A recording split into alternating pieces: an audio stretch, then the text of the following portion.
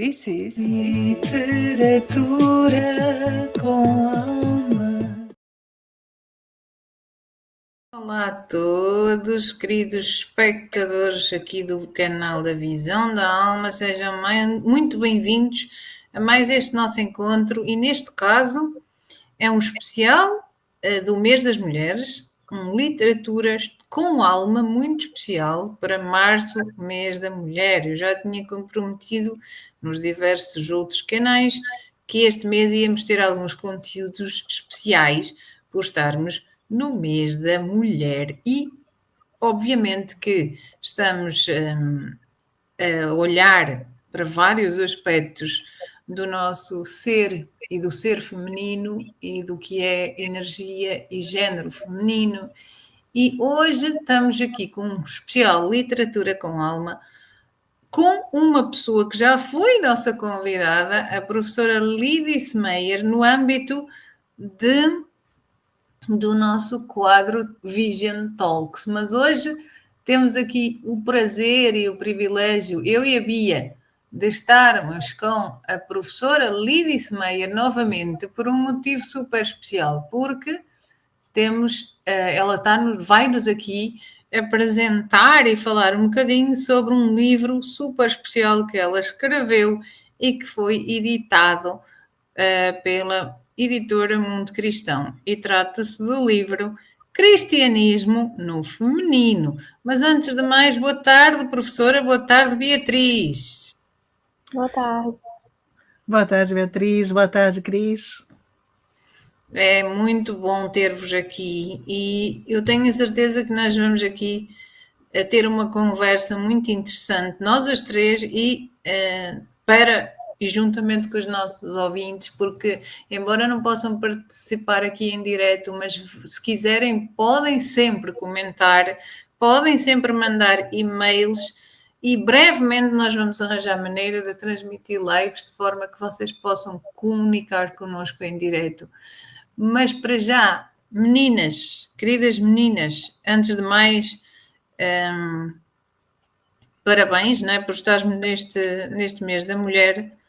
E aqui nesta altura nós vamos aqui refletir sobre o que é isto do cristianismo no feminino.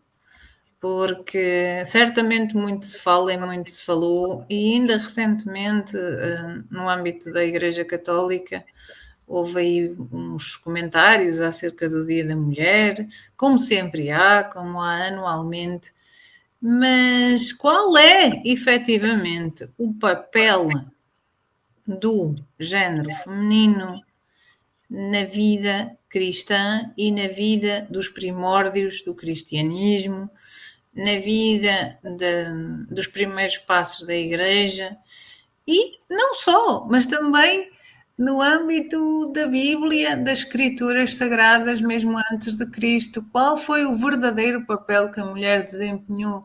É sobre isto que este livro que a professora Lidice Meyer escreveu nos convida a refletir, e nós temos aqui a capa, mas nós vamos pedir efetivamente à professora que nos diga o que é exatamente este livro e como é que surgiu a ideia de o escrever e de o lançar. Perfeito, Cristina. Realmente, essa é a primeira vez de responder essa questão de como surgiu, mas é uma questão muito interessante, porque este livro não existia, e talvez nem fosse para existir. Na verdade, eu não escrevi este livro pensando em editá-lo. Ele surge a partir de vários artigos breves e pequenos que eu tenho publicado em diversos veículos da mídia, esses pequenos artigos chamaram a atenção do editor desta editora Mundo Cristão. Esse editor, então, buscou meu contato, veio me procurar e perguntou se não poderia juntar esses assuntos e transformar em um livro. Inicialmente, a ideia dele era até fazer um pequenino livro de bolso, algo pequeno, que as pessoas pudessem, então, ler rapidamente os pequenos artigos. Mas, com o tempo, eu fiz o que ele pediu, juntei os artigos, fiz uma organização lógica, e ele então falou, mas o material é tão bom que eu não queria fazer um pequeno livro de bolso. Ele pediu então que ampliasse esses textos. Se calhar ele também não estava à espera de que realmente ia sair tanto conteúdo. Foi nascendo desse jeito, né? É interessante, porque muitas vezes as pessoas pensam que eu escrevi um livro e fui bater a porta das editoras pedindo quem pode publicar, por favor, o meu livro. Exato. E desta vez não foi assim. Não foi assim, foi precisamente ao contrário. Foi uma encomenda que eu recebi, e a encomenda foi no crescendo, como uma bola de neve. O editor então disse, olha, eu gostei tanto do material que eu gostaria que fosse um livro maior. É possível ampliar? Claro que sim, é possível ampliar. Então, escrevi alguns outros capítulos que são inéditos nesse livro e ampliei esses textos que já tinham saído. Por exemplo, tem saído bastante coisa no jornal de Sesimbra, no jornal Raio de Luz, e algumas coisas em jornais também de circulação no Brasil. Então, juntei todo esse material e escrevi novos capítulos também, e assim surgiu este livro, a qual eu intitulei Cristianismo no Feminino. Sim, e eu também já li alguns desses artigos e, de facto, eu também sinto um fascínio muito grande por este tema, porque tem vindo a ser uma grande descoberta, porque tudo o que se tem até aqui dito e falado era muito escasso, né? O feminino sempre teve assim aquele... estava presente, mas estava assim muito à margem e ouvia-se dizer de uns lados e de outros, enfim, que as mulheres não tinham tanta importância assim, não. Ou então que simplesmente eram discípulas e faziam as vidas de casa e por aí vai. E depois eu comecei também a olhar melhor para algumas passagens da Escritura e a ficar intrigada do tipo, será que isto não quer dizer mais alguma coisa? Porque depois há aqui muito convite para ler nas entrelinhas também. E que quando eu comecei a ler os primeiros artigos da professora, eu comecei a sentir a minha curiosidade satisfeita e também que senti uma abordagem a estes temas muito interessante, porque era uma abordagem que realmente nos mostrava vários ângulos da situação e que não vinha com aquela coisa de... como é que eu ia te explicar? Não vinha como um grito polémico, mas também não vinha com aquela coisa de vamos lá tapar o véu e não vamos dar muita ênfase nem muita importância a esta situação. É como colocar a importância das coisas no seu devido lugar. E então, depois de ler alguns artigos, eu também fui participar em alguns dos cursos relacionados com temas do feminino no cristianismo. E quando este livro saiu, a minha curiosidade, a minha felicidade também, porque eu acho que há aqui muita coisa que... Como é que eu ia te explicar? Há muita coisa que foi calada e que este pedido da editora para que estas histórias sejam trazidas à tona é um pedido que não vem por acaso neste momento da história. E eu vou-lhe perguntar, assim, de uma forma muito... que eu sei que se calhar não dá para responder a isto em poucos minutos, mas vou-lhe perguntar, assim, de uma forma muito direta, como é que seria a história do cristianismo escrita no feminino? É justamente esta a ideia do título, Cristina. Quando eu criei esse título, Cristianismo no Feminino, inicialmente a própria editora não gostou do título, tanto que o livro ganhou um subtítulo, A Presença da Mulher na Vida da Igreja, porque acreditavam o que significa cristianismo feminino. Mas, na verdade, esta é a minha ideia. Pensar como o cristianismo pode ser reescrito pela visão do feminino. como é a releitura dos textos da Bíblia através dos olhos de uma mulher, através dos olhos das mulheres. E é por isso, Exatamente. então, essa necessidade, porque até então estamos muito acostumados com estudos de teólogos e mesmo historiadores da igreja, que são homens. Exato. Que são Poucas homens. mulheres se apresentaram atualmente como teólogas, atualmente está criando uma visibilidade muito maior a respeito disso, muitas mulheres estão se formando em teologia, em ciências da religião, como a própria Cristina, formada em ciências da religião, mas isso é um fenômeno mais recente, embora sempre aconteceu de terem teólogas na igreja, tanto que há as teólogas que são até reconhecidas pela Igreja Católica, de muitos séculos atrás, mas eram mulheres assim que apareciam esporadicamente, isso está aumentando realmente. Mas mesmo assim, a leitura do texto bíblico continuava a ser feita na grande maioria, não digo todas, já existe aqui desde o iníciozinho do século XX, o movimento da teologia feminista, por exemplo, que já tenta fazer uma releitura do texto bíblico sem ter esse viés mais androcêntrico. Mas a leitura do texto bíblico, na sua grande maioria dos locais, das pessoas, é feita através de um óculos cultural e androcêntrico, que é o que nos foi passado há séculos, mesmo pelo estudo, que faz com que, quando lemos o texto, acabamos muitas vezes não percebendo a presença da mulher e a sua importância naquele texto, embora ela esteja lá. Porque muitas vezes vamos dar valores para os homens presentes na Bíblia. Quando pensamos em personagens bíblicos, normalmente vem à cabeça o quê? Homens, como Davi, o próprio Jesus, ou João Batista, ou Abraão, essas personagens que são masculinas. Só que essas personagens todas são sempre acompanhadas de personagens femininas, que ficam muitas vezes ocultas. Então, quando a Cristina fala da leitura das entrelinhas, sim, ela é importante. Mas não é só nas entrelinhas que as mulheres estão.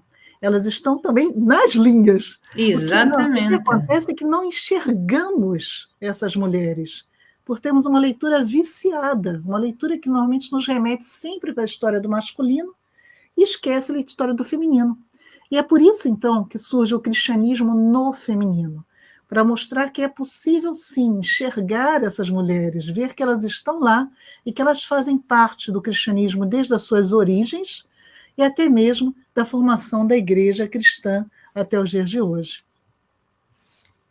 Sem dúvida. E é um olhar muito interessante que nós precisamos de ter, que o feminino e o masculino são sempre algo que anda de mãos dadas, anda lado a lado, e o feminino e o masculino juntos conseguem realmente produzir criação, não é? A criação, no seu sentido mais amplo, é formada pelas duas energias. Mas porquê? Porquê é que a senhora acha que acontece esta visão tão viciada que nós temos? E porquê é que nós estamos tão habituados e temos quase que, eu sinto muitas vezes por parte das pessoas medo de sair desse ângulo e de olhar para o outro lado também. Porquê é que será que isto acontece? Acontece porque, historicamente, as mulheres foram, sim, relegadas a um papel inferior, um papel secundário em toda a condução da teologia e da história da igreja. Então, se os homens eram privilegiados, até mesmo pelos textos escritos pelos homens, que eram privilegiados no estudo, tanto no estudo teológico como no estudo da história, acostumou-se a ter esse olhar masculino sobre esses textos também. E o que acontece? Acontece que é difícil sair dessa zona do conforto. Se estamos acostumados, se já é uma coisa tão natural a leitura do texto bíblico, mas por esse viés masculino, esse cristianismo no masculino, é o comum, é o que estamos acostumados desde pequenos, há séculos, que a natureza da cultura cristã pensa dessa forma, sair dessa zona do conforto não é confortável. Não. Então, realmente, é uma mudança de forma de ver a Bíblia, uma mudança na forma de enxergar enxergar a Bíblia. E para isso tem que se fazer algumas transformações. É como se tirássemos o óculos cultural que nos foi colocado. E esse tirar o óculos remete à necessidade, então, de aprender a enxergar sem esse óculos. É todo um exercício, é toda uma nova percepção, um aprendizado que tem que ter lendo, relendo novamente esses textos que nós já lemos tantas vezes, só que ao ler novamente, sem esse óculos, conseguimos perceber questões e situações que antes não percebíamos. Sem dúvida, porque por vezes acusa-se a Bíblia de omitir as mulheres ou de as colocar num plano, enfim, invisível, mas a verdade é que isso não é real. Elas sempre estiveram numa posição em que não estavam escondidas debaixo de nenhum saco.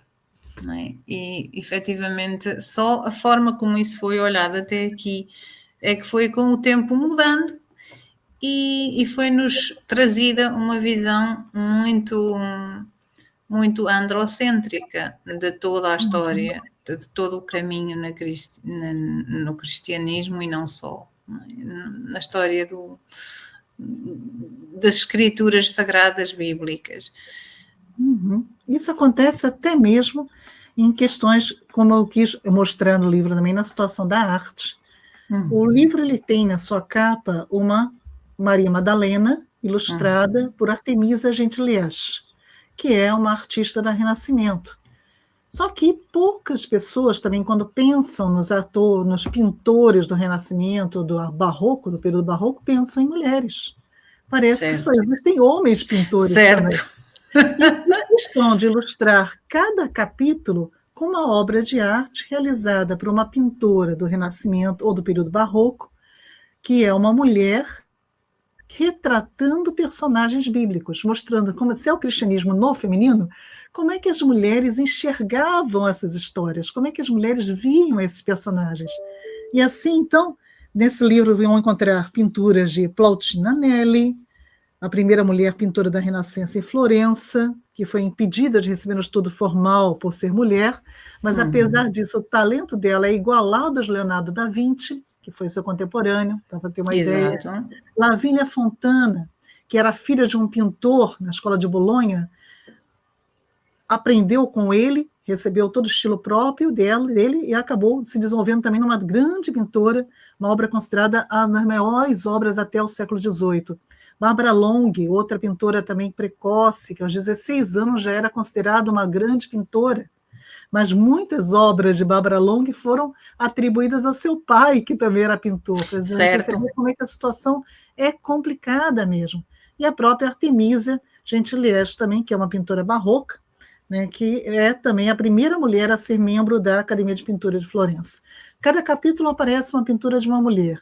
Isso é para mostrar justamente isso, Cristina, como realmente não percebemos as mulheres muitas vezes, pela história ocultar a presença, ocultar esse protagonismo feminino, até mesmo na arte. Então, fiz questão de mostrar que não é apenas a leitura da Bíblia que faz isso. É que então, mulheres que leram também a Bíblia e como expuseram, como conseguiram demonstrar a sua compreensão através da arte. Sem dúvida. Isso é algo de fundamental para ligar, para mostrar, para conseguir conjugar juntamente com os capítulos, porque quem são ao longo deste livro as mulheres que nos são apresentadas ou melhor, reapresentadas, não é? Quem são estas mulheres que até hoje mexem com o nosso, não só com o nosso imaginário, mas também com o nosso feminino atual e porquê que as histórias dela, o protagonismo delas, sempre nos chamou a atenção. São muitas mulheres nesse livro, não teria condição de falarmos de todas aqui, mas podemos dizer, na verdade, o que o livro ele aborda, como ele é sobre cristianismo, então ele vai abordar desde o início as mulheres na sociedade do tempo de Jesus, para conseguirmos entender como era a vida da mulher no século I e da mulher dentro da cultura judaica, porque muitas vezes temos uma noção errada, achando que a mulher da cultura judaica é uma mulher extremamente submissa e completamente apagada. Não é nada disso. Não. A gente precisa repor, então, essa mulher do século I dentro do Império Greco-Romano, como é que todas as mudanças culturais e sociológicas que aconteceram para essa mulher, para poder compreender como essas mulheres, então, contribuíram no cristianismo. Então, é daí que entramos, então, para as mulheres na vida que acompanharam Jesus, as mulheres que conviveram com Jesus. Vamos falar bastante sobre elas, como essas mulheres mudaram a forma de Jesus ver o mundo também, como elas contribuíram para que Jesus também pensasse de forma diferente e tratasse as mulheres de forma diferente também. Então, isso tudo vai ser tratado nesse livro, algumas em especial, como Maria Madalena, claro, Marta, Maria de Betânia. Vamos falar um pouquinho também sobre as mulheres no início da igreja, então, depois da morte de Jesus, as mulheres quem foi responsável, na verdade, pelo início da evangelização, como é que a evangelização começa, como é que o cristianismo começa a se expandir, e qual é o papel das mulheres nisso tudo, qual é o papel da mulher na liderança da igreja, que vai se formando nas casas. Vamos falar um pouquinho sobre o apóstolo Paulo, né? São Paulo e as mulheres, que era aquela eu estou-me a rir porque realmente eu estou-me a rir. Não tem noção. Fala aqui, né? Eu estou-me a rir porque foi fascinante aprender a realidade sobre o apóstolo Paulo e a relação com as mulheres, né? Porque isto nós temos uma ideia realmente muito errada, porque a verdade é que foram muitas vezes as traduções e as interpretações dentro das traduções que acabaram por colocar algumas visões e algumas ideias e algumas opiniões de uma forma que colocaram praticamente no oposto aquilo que era a verdadeira forma de como os contemporâneos do Paulo e o próprio Paulo viam a posição feminina na igreja. Estou errada ou estou certa? Está certíssimo, aprendeu direitinho. Bom aluna. É isso. Na verdade, o que acontece?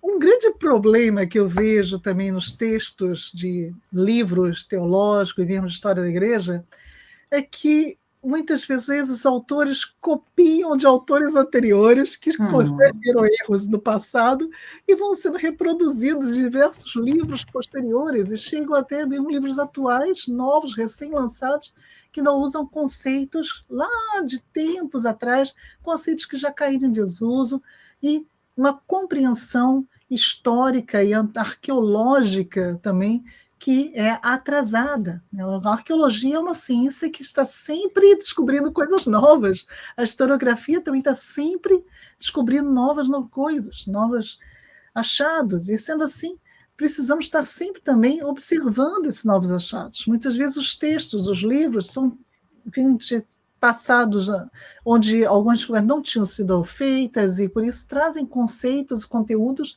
que naquela época talvez fossem corretos, mas que hoje já são desatualizados. Então é importante observarmos Paulo a partir desses conceitos mais atuais, de todas as descobertas também que já foram feitas, tanto em textos paralelos, como também descobertas arqueológicas. Esse livro trabalha bastante também essas novidades. Exato. Vai falar um pouco também sobre algumas questões que já estudamos em cursos aqui com a Cristina também, mas que muita gente não conhece, como a existência da ordem das viúvas. Das viúvas, exatamente. Temos aquela ideia de viúva como sendo uma mulher também, uma pobre coitada. Uma pobre coitada.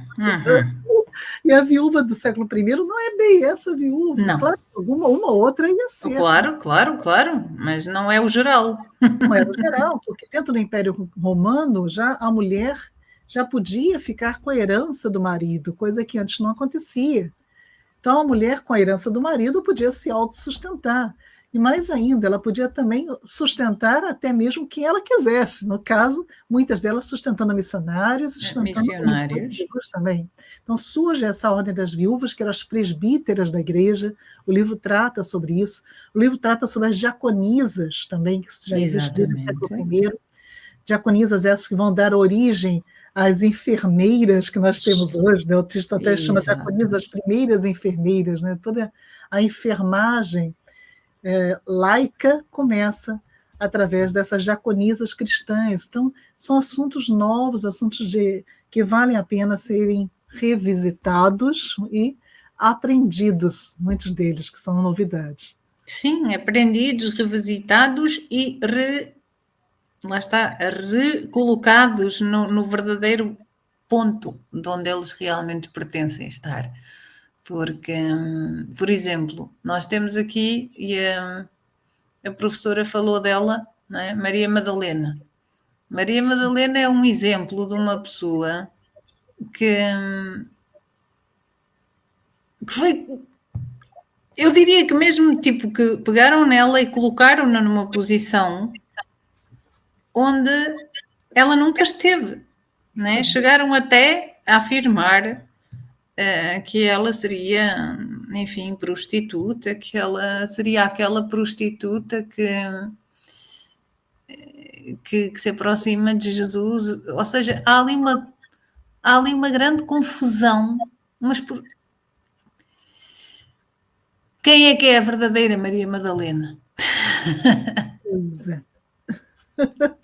A Maria Madalena mereceu um capítulo próprio justamente por isso. Não é? Exatamente. Realmente, ela mereceu até um curso.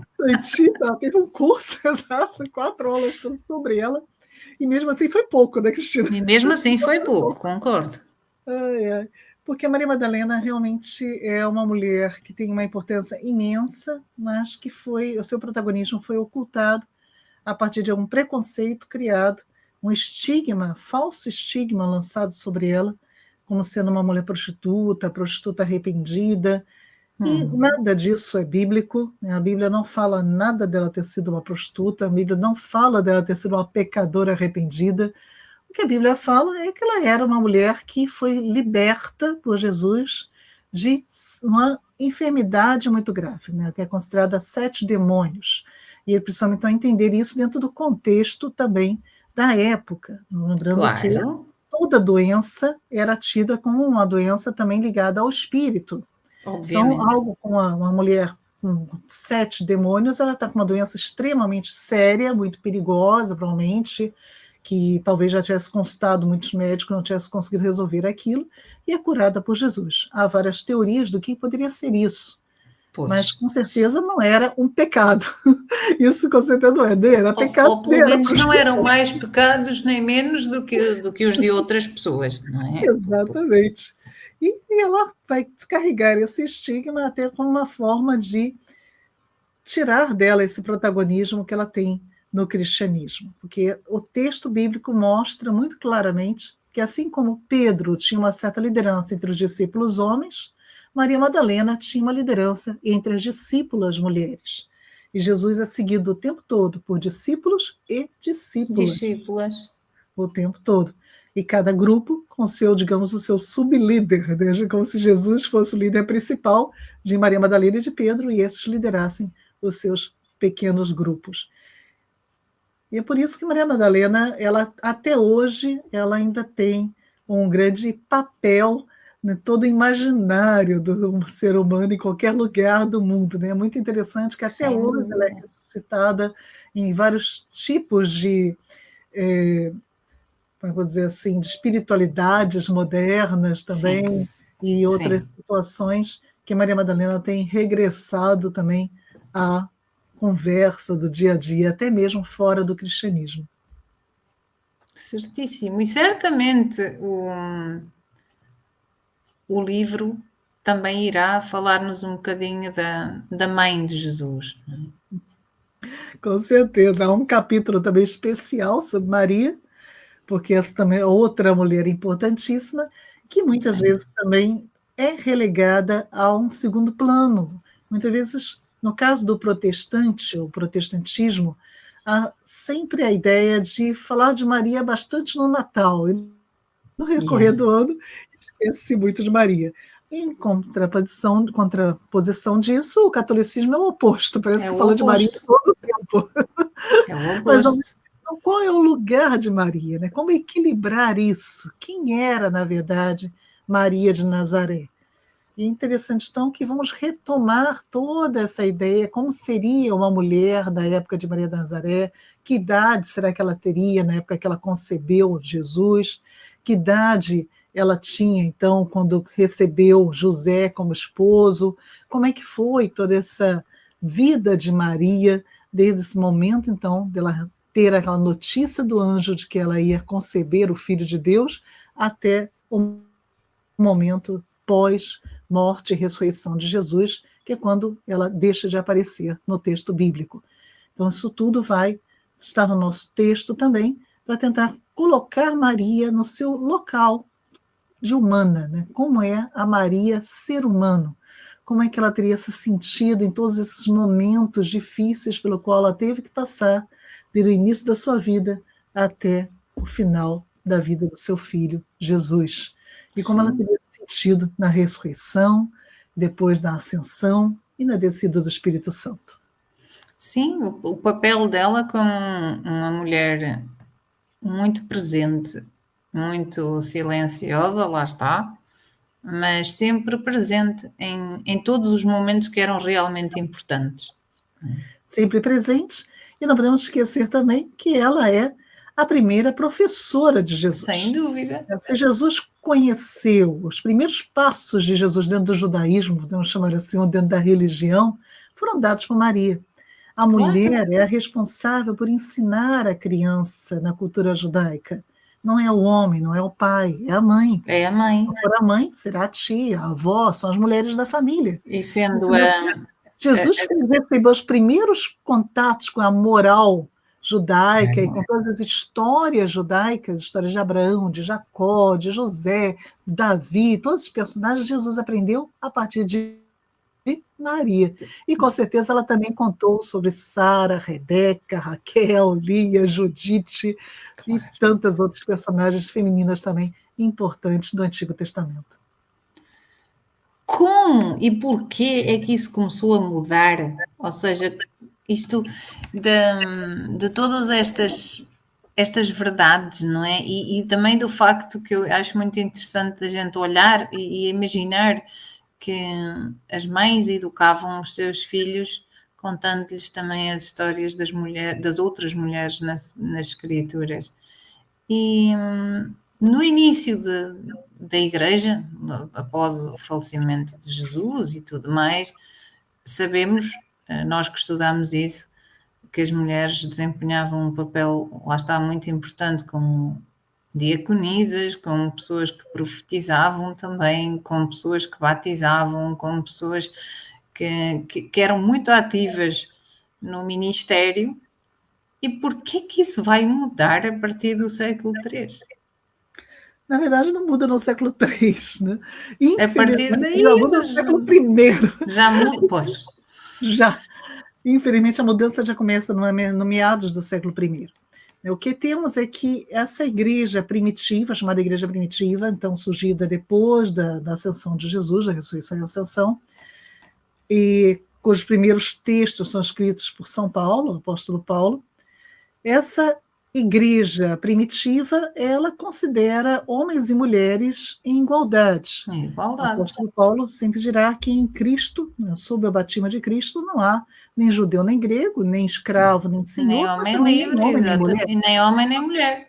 A liderança era compartilhada, então tanto um homem podia ser líder, batizar, fazer tudo isso que Cristo falou, ser um diácono, como uma mulher também batizava, liderava, pregava, ensinava e também exercia a diaconia. Tudo isso era possível e tudo acontecia normalmente. Só que o que acontece na virada dos anos 60, 66, 67, morre, assassinado Paulo e assassinado Pedro, os dois grandes líderes da igreja. E a Uhum. partir de então que começa também essa igreja, agora um tanto quanto descabeçada, já que os líderes saíram, morreram, a ter posicionamentos conflitantes, com posicionamentos diferentes. Há nessa época também uma rejudaização da igreja, porque como o Exato. o cristianismo inicialmente é visto como sendo um ramo do judaísmo, a gente não pode esquecer isso. Não, nunca podemos esquecer isso.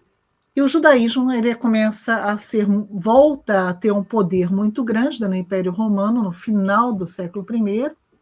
E o que acontece então? O cristianismo começa a se aproximar de novo do judaísmo em muitos dos seus aspectos culturais. E um dos aspectos culturais é o quê? Relacionado com a mulher.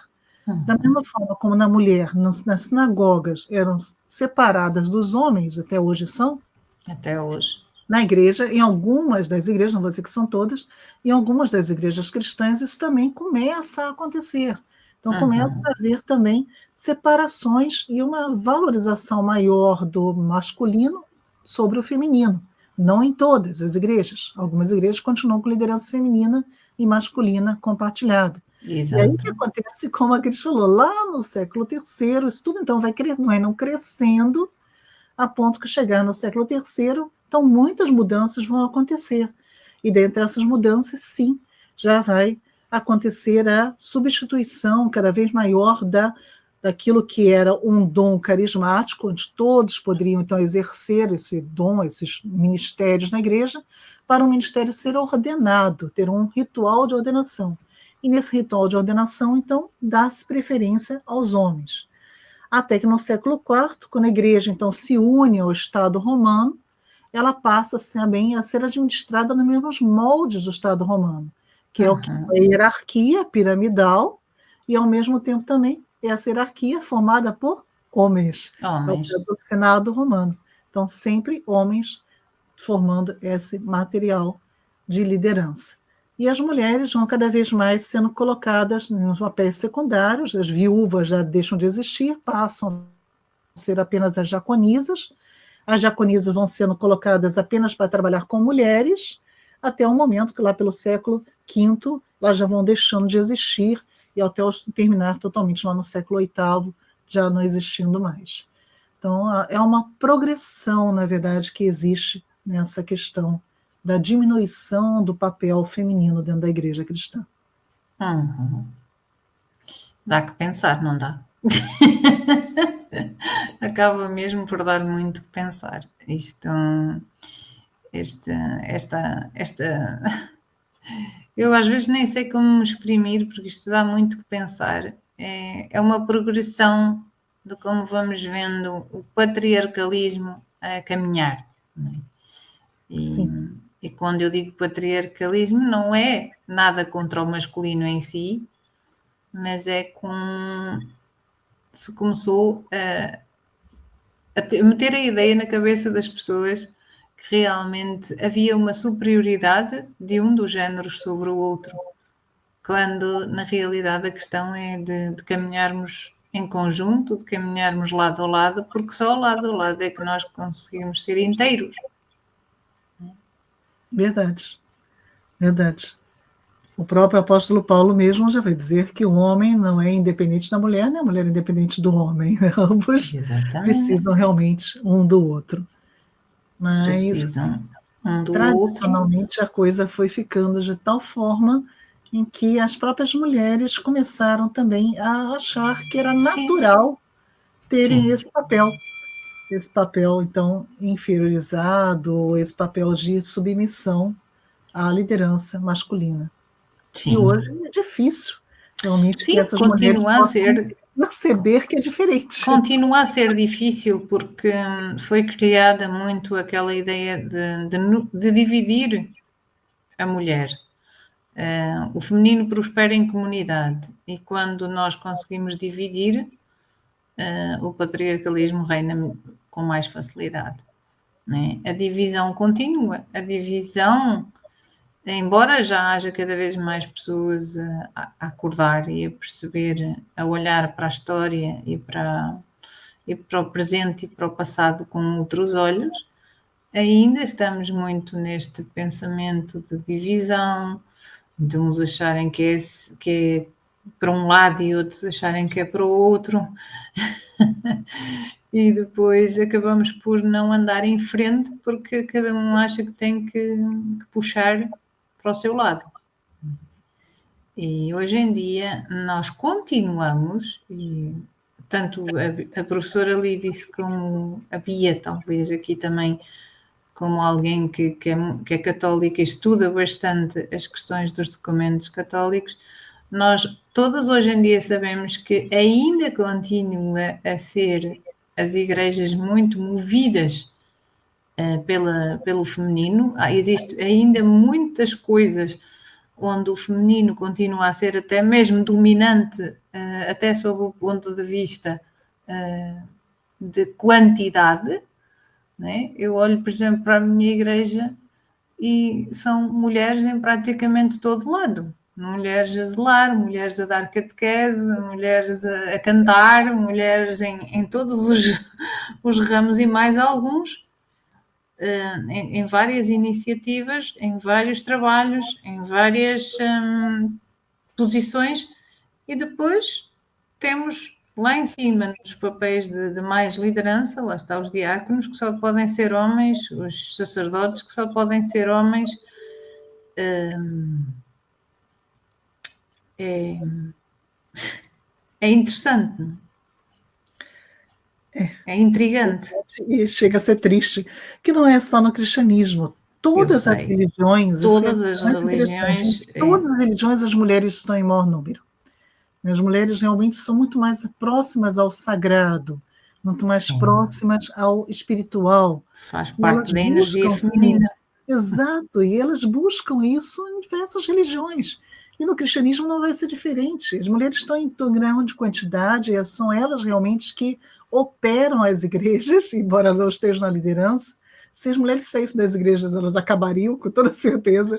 Até mesmo financeiramente, quem sustenta a igreja são as mulheres. Exatamente. Mesmo que elas ganhem menos que os homens, mesmo que elas tenham mais dificuldades nas questões de trabalho que os homens, apesar disso, são elas que estão lá fiéis, sustentando também financeiramente a igreja, além de também contribuir com seu trabalho voluntário em muitos aspectos, como a Cris acabou de colocar. E por que, então, elas não podem simplesmente receber o valor que elas merecem? Na maioria das vezes, as mulheres não estão querendo nem títulos. Elas querem apenas receber o valor. O valor. Serem reconhecidas, o reconhecimento. como tendo capacidade até mesmo de desempenhar essas funções que elas já desempenham. Elas já desempenham, mas elas não recebem o reconhecimento por essas funções que já são desempenhadas. A maioria das vezes as mulheres só querem isso, o reconhecimento. Exatamente. E até mesmo na parte de... Elas querem o próprio reconhecimento e também o reconhecimento das suas irmãs, das suas congêneres, deste tempo atual e de outros tempos, porque nós sabemos, nós que temos vindo a estudar estas questões, e certamente o seu livro aqui também nos apresenta um bocadinho isso, existem muitos textos, muitas escrituras que foram pura e simplesmente silenciadas e apagadas da história, certo? Sim, verdade. Há uma ideia errônea de que as mulheres não sabiam ler e escrever, por exemplo, no século I, século II, e assim não deixaram escritos. É um dos erros que temos. Sim, existem escritos femininos, mas muitos deles realmente foram apagados, outros foram até transmitidos com... Aconteceu isso também. Mais uma vez me estou a rir. Alguns são anônimos, então não sabemos se são de um texto de mulher ou de um homem. Isso. Muitas vezes podem ter sido, inclusive, de mulheres, mas tradicionalmente são tidos como sendo de homens. E alguns realmente foram modificados de uma forma que se tornam irreconhecíveis, não é? Que é como se fosse realmente para apagar todo aquele testemunho que existiu. E o próximo curso que a professora vai dar fala-nos precisamente de um conjunto de mulheres que procuravam a vivência do sagrado feminino e que a viviam e escreveram sobre isso, mas que, mais uma vez, são conhecidos os companheiros masculinos, né? Os pais do deserto, mas os escritos da mãe do deserto, das mães do deserto, ficaram lá nas trevas, não é? Quais ferramentas é que são utilizadas hoje? Porque isto é importante também referir, porque, tipo, agora podiam vir algumas pessoas e dizer assim, meninas, mas onde é que estão as provas? De onde é que vêm as vossas fontes? Então, diga-nos só assim um bocadinho, resumidamente, que ferramentas é que hoje em dia podemos utilizar para saber alguma coisa sobre tanta coisa que se fez questão de tentar apagar ao longo da história. Esse curso que vai ser sobre a espiritualidade das mães do deserto, ele trata justamente desse assunto, né? Mulheres que foram para os desertos, se transformaram em eremitas, viveram uma vida ascética e eram vistas como líderes espirituais, que eram procuradas até mesmo por bispos, procuradas por líderes homens das suas igrejas para conselhos, para poder ter um aprendizado espiritual. Muitos discípulos a seguiam também. E elas eram, segundo os historiadores de época, em número maior do que o dobro do que o número dos pais do deserto. Assim, seus escritos, então, poucos sobreviveram. Como é que eles sobreviveram? Alguns sobreviveram misturados com os pais do deserto, então, dentro dos textos da história lausíaca, por exemplo, do apotegma dos padres do deserto, você encontra um ou outro texto misturado que é de uma mulher, então no meio do caminho fala, como dizia a Ama Sara, ou como dizia a Ama Teodora, isso no meio dos ditos dos padres. Exatamente. Parar isso. Outras coisas têm sido descobertas a partir de outros textos, então textos que não são diretamente de pais, mas de homens que conviveram com esse período, como São Gregório de Nisa, por exemplo, São Basílio, que escreveram também textos, e nesses textos aparece um pedacinho ali ou outro de um ensinamento dessas mulheres. Então a gente vai tendo que ir pescando, como se fosse realmente buscando uma agulha no palheiro, muitas vezes, mas a agulha está lá. Então a gente está lá. Até encontrar aquela agulhinha naquele palheiro. Então, é uma pesquisa árdua, uma pesquisa difícil, em muitos textos, né, de época de patrística, então, que acabam nos trazendo fragmentos dos ensinos dessas mulheres. Nesse curso, eu trago fragmentos de cerca de 20 mulheres. Então, bem mais do que normalmente qualquer outro livro traria. E esses ensinos vão nos mostrar questões que são muito próprias para os dias de hoje também, Cristina, isso que é muito interessante. Já que elas viviam um período complicado, era um período justamente onde o governo romano está se aliando à igreja. E nessa aliança Estado e igreja, você tem várias situações complicadas que surgem, né? Você vai criando nessa aliança, você tem algumas concessões da igreja. E essas mulheres, elas ousaram ir contra isso, e por isso que elas deixaram o mundo das cidades e foram para os desertos buscar uma espiritualidade mais próxima da espiritualidade cristã primordial, da igreja. Primordial.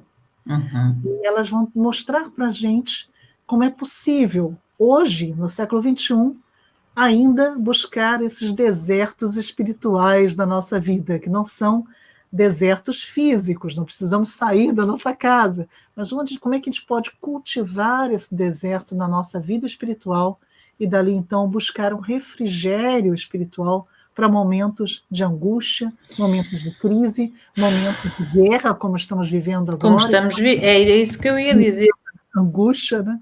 Então, elas mostram que é possível, sim, buscar uma calma, uma paz espiritual, apesar de tudo isso, e ao mesmo tempo continuar agindo nisso tudo. O que é interessante dessas mulheres é que elas não fugiram do mundo, não ficaram totalmente ausentes. Não ficaram ausentes, não ficaram... Mas elas auxiliavam a todos que a buscavam também. Então, a gente vai conversar bastante sobre isso no curso. Isso mesmo, era precisamente aí que eu queria chegar, ou seja, nos tempos que estamos a atravessar, em que estamos efetivamente em guerra, até os países onde não existe uma guerra armada, está-se a sentir um clima de guerra generalizado. E quer o seu livro, que nós estamos a apresentar aqui hoje, quer o curso para o qual eu realmente também convido todos os nossos ouvintes, os nossos espectadores aqui, que quiserem efetivamente aprofundar mais estes estudos e buscar também um bocadinho do sagrado, do espiritual para a sua vida e do sagrado feminino em concreto. Que mensagem é que todo este procedimento, todos estes testemunhos e os esclarecimentos do seu livro Cristianismo no Feminino nos podem trazer à vida cotidiana do século XXI, neste presente momento? A mensagem principal é esta, de observar que o feminino pode nos ensinar a ter um pouco mais de sensibilidade nesse período de insensibilidade que vivemos, então cultivar essa sensibilidade, a humildade que nos leva à possibilidade de uma empatia, nos leva à possibilidade de conseguir exercer a misericórdia com o outro, de ver o outro como alguém igual a nós, com alguém tão carente de afeto, tão carente de cuidados como nós também somos, e assim conseguir ajudar esse outro também, nos colocarmos no lugar deste outro, para que o outro possa, então, se sentir acolhido, se sentir abençoado, se sentir amado, e assim levarmos a paz para aqueles que estão atrás, perto de nós, ao nosso redor. Eu acho que tanto o cristianismo como no feminino, como o curso das Amas do Deserto, dão-nos essa possibilidade de uma nova visão sobre o mundo que está ao nosso redor. Sim, eu também tenho essa sensação. Eu acho que este livro e este curso trazem-nos a essência do feminino, da energia feminina, que é precisamente a empatia, o nós sermos capazes de fazer um bocadinho de silêncio interior para acolher o outro, para acolher também o que se passa com nós mesmos, para integrar, para sermos receptivos, para sermos empatas, para termos a capacidade de sermos verdadeiramente empatas. E a professora acha também que o seu livro vai levantar alguma polémica? Com certeza vai.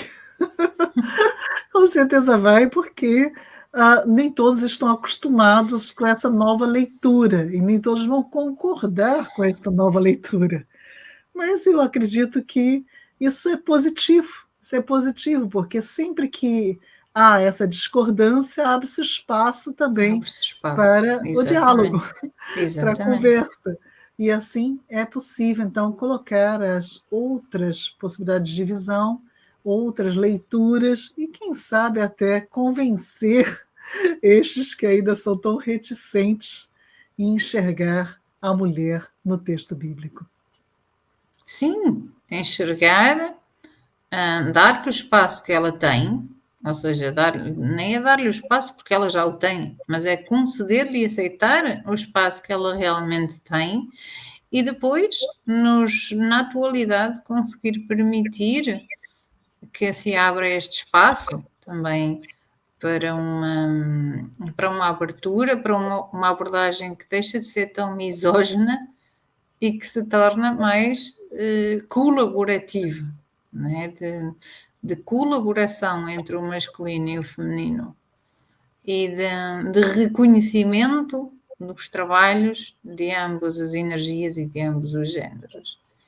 Isso é... Mas, obviamente, que o diálogo é preciso ser levantado e às vezes aquelas discordâncias veementes que às vezes podem aparecer e já apareceram no passado, elas vêm mesmo para nos permitir olhar para aquilo que não estamos habituados a ver, não é? Para nos colocar em sentido e despertos e enfrentar estas outras visões da mesma realidade que nós até aqui olhamos de uma forma muito viciada, no sentido em que nem sequer nunca questionamos, nem sequer nunca pusemos nada em causa. Simplesmente, como eu costumo dizer, comemos aquilo que nos deram para comer sem ter qualquer questionamento. É certamente um livro que nos vai ajudar a integrar, a acolher,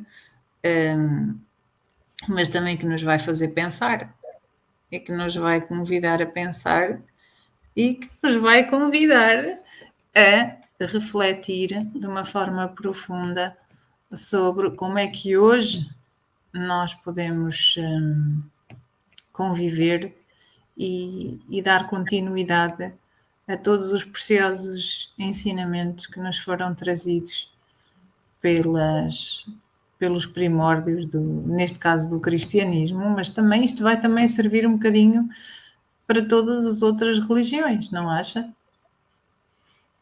Sim, eu acredito que aqueles que gostarem de estudar religião vão gostar de perceber essa presença do feminino na Bíblia e no cristianismo, e assim também serão mais fortalecidos, quiçá, para pesquisar também o protagonismo do feminino nestas outras religiões.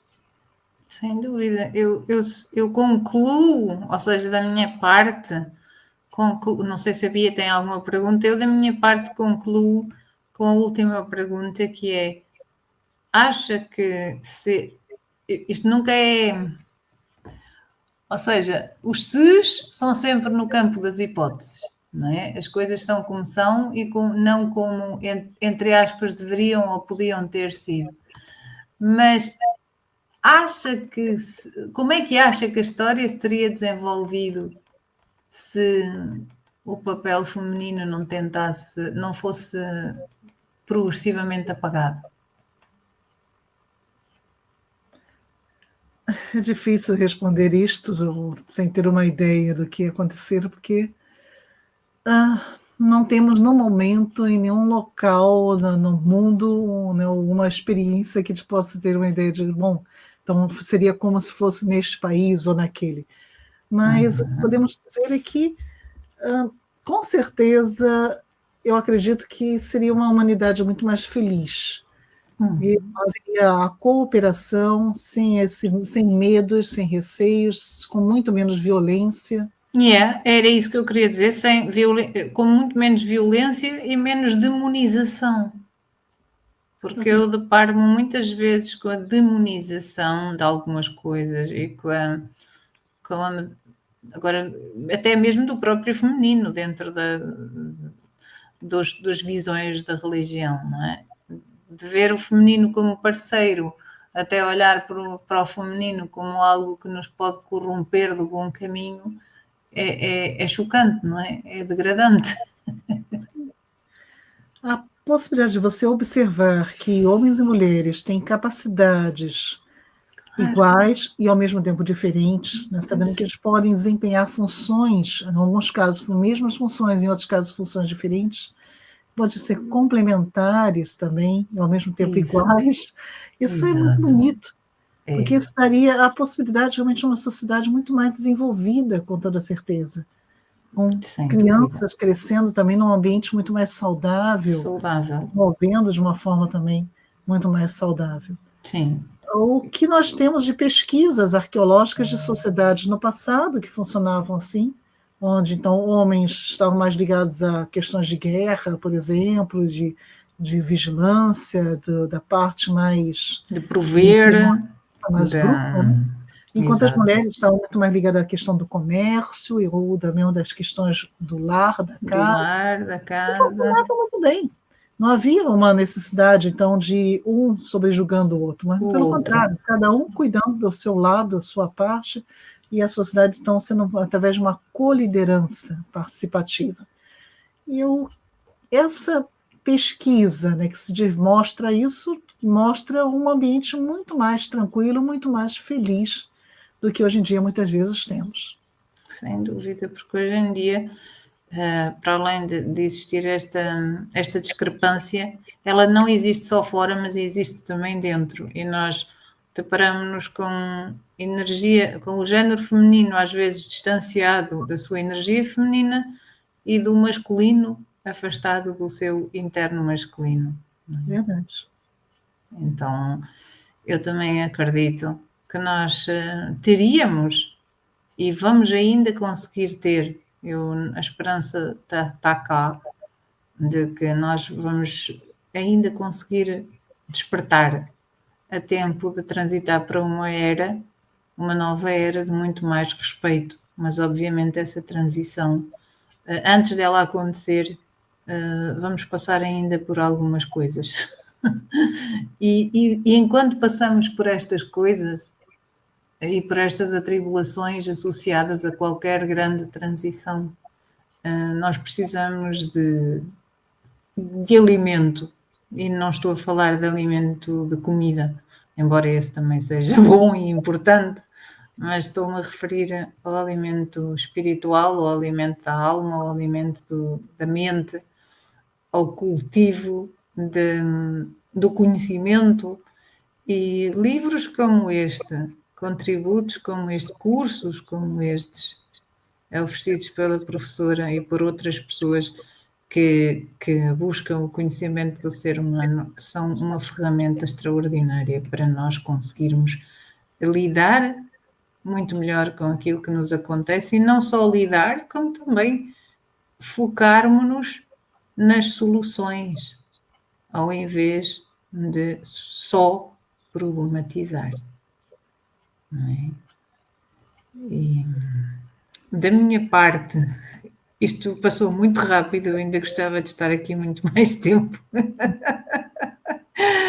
É sempre uma delícia estas conversas consigo, é sempre uma delícia estar aqui com os nossos espectadores a refletir, a jogar as nossas reflexões no ar, a deixar o nosso coração falar. Muitas vezes vocês notam, eu estou a falar para vocês, mas não tenho aqui as palavras preparadas na ponta da língua, porque estou a integrar tudo aquilo que eu estou a canalizar e a receber de vocês, também da professora, da Beatriz, e portanto é delicioso isto, e eu quero agradecer muito, eu quero agradecer imenso a sua presença.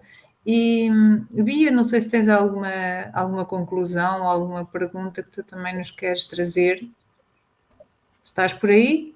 Estou por aqui. Não, só agradecer, né, a oportunidade da professora de estar com a gente aqui nesse quadro da Cris, da Visão da Alma, e agradecer também o pessoal que assistiu, né, na verdade que vai assistir, nós estamos gravando, mas quando for lançado, as pessoas que participaram.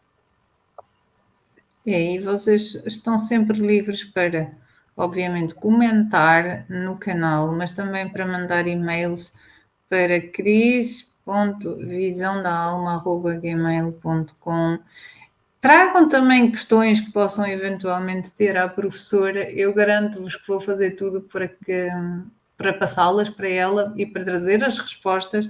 E quem puder, leia este livro, compre este livro. Como é que nós podemos neste momento chegar ao seu livro Cristianismo no Feminino, professora?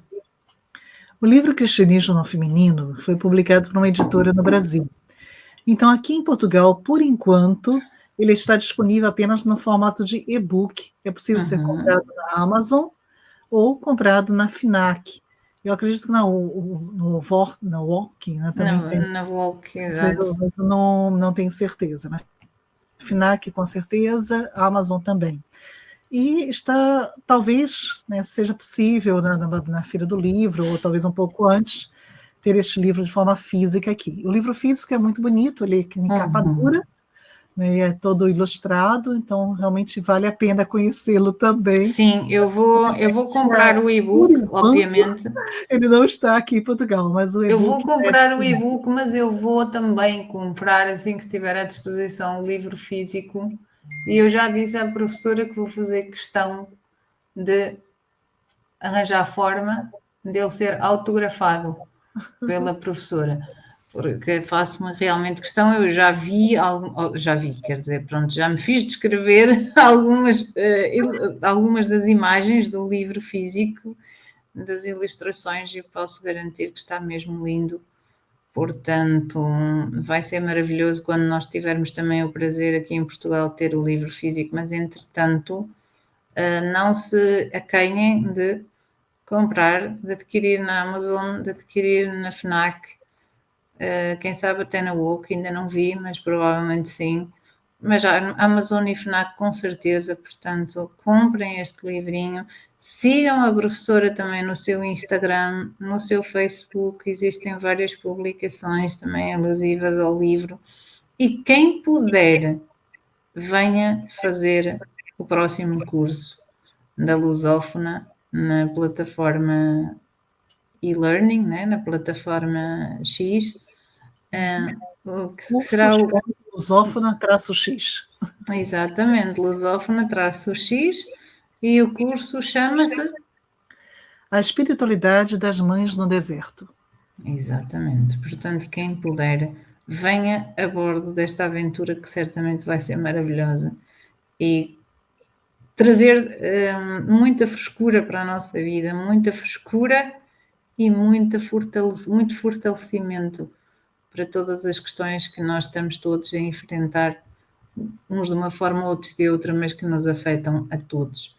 Eu quero realmente, mais uma vez, agradecer à professora, mais uma vez agradecer à Bia por me ajudar aqui com as gravações, e de vós, queridos espectadores, despeço-me até ao nosso próximo encontro, e neste caso o Literatura com Alma regressa no mês que vem, não é? E espero que tenham gostado aqui deste conteúdo do nosso mês da mulher, desta Literatura com Alma especial do mês da mulher. E um grande abraço para todos, uma excelente semana. E não esqueçam de aderir ao canal, fazer o vosso like, ativar as vossas notificações para receber sempre os novos conteúdos do canal, e sigam também o canal do YouTube da professora Lídice Meyer. Um grande beijinho para todos, até breve e fiquem com Deus.